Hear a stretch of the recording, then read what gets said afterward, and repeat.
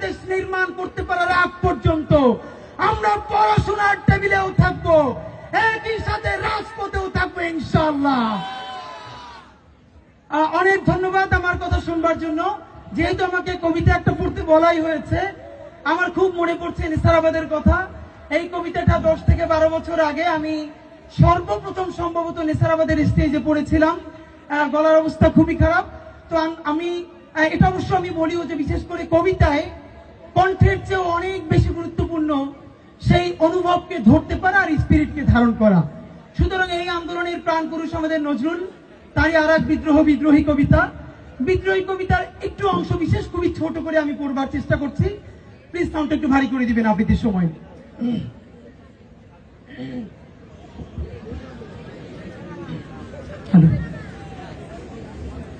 বলো বীর, বলো উন্নত মম শির, শির নেহারি আমারি নত শির ওই শিখর হিমাদ্রির। বলো বীর, বলো মহাবিশ্বের মহাকাশ ফাঁড়ি, চন্দ্র সূর্য গ্রহ তারা ছাড়ি, ভুলোক দুলোক গোলোক ভেদিয়া, খোদার আসন আরশ ছেদিয়া উঠিয়াছে চির বিস্ময় আমি বিশ্ববিধাত্রীর। মমললাটের জলেরাজ রাজ টিকা দীপ্ত জয়শ্রীর।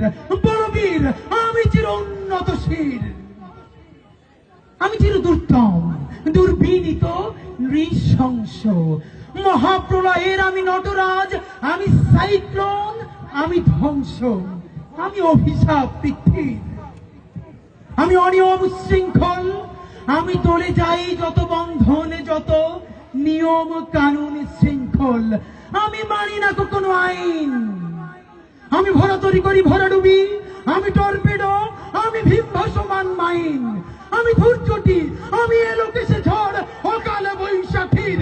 বলবীর বল উন্নত মামুষীর,